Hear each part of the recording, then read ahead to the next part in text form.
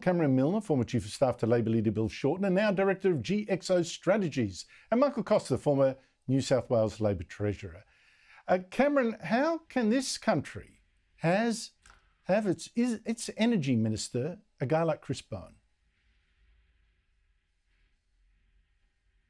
Well, I think I've got a lot of time for Chris. I think he's got a lot of vision, a lot of passion, and I think he's actually put his heart into politics in terms of this country.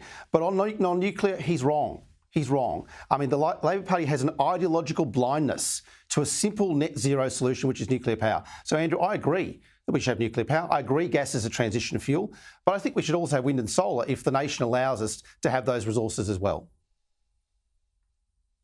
Michael Costa? Well, Andrew, you know my view of Chris Bowen. Everything he touches turns to, and I won't use the word. Look, you've currently in energy policy in this country got, a ship of fools, and the captain's Anthony Albanese, and the first mate, of course, is Chris Bowen. I mean, his position on nuclear is so extreme that it's laughable. I'm surprised that people don't shun him at these conferences because, a significant number of the delegates to these silly conferences actually support nuclear power. We know there's over 400 nuclear reactors in the world. There's 60 currently being planned. 9% of the world's energy's coming from nuclear. And yet you have Chris Bowen out there arguing against all the scientists in these countries, all the engineers, all the politicians, all the policymakers, that they're all wrong and he's right.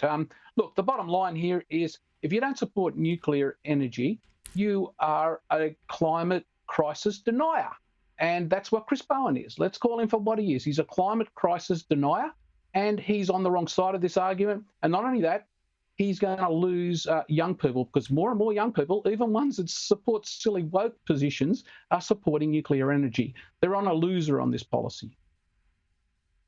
I have to say that extremism, I think, Cameron, came out this week, of course, when he even rejected an invitation from the US and Britain to join an international effort to work out better ways to get nuclear power. I mean, what's the problem here?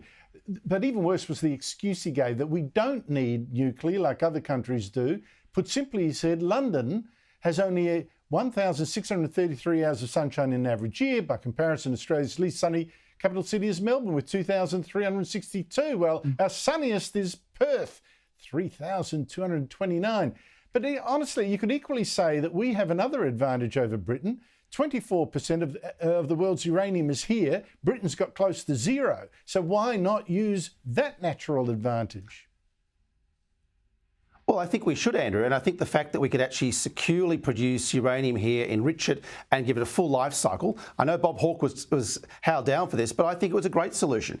Bob Hawke was visionary about this, and Australia and the Labor Party needs to move out of the nuclear disarmament party, the Peter Garrett phase of the 80s, get with the program, get with the other 20 G20 nations who've all got nuclear power, and use it to drive down carbon emissions. Yeah, but let's not overlook, you're totally right. The sheer childishness of his argument is just ridiculous.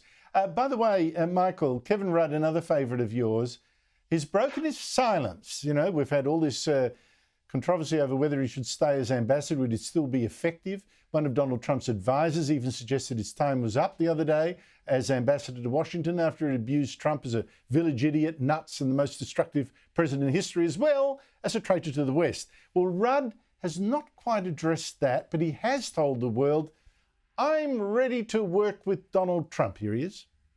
Here at the Embassy, we've been working hard through the course of the last year to ensure that we were well prepared for this moment. And the bottom line is, we're ready.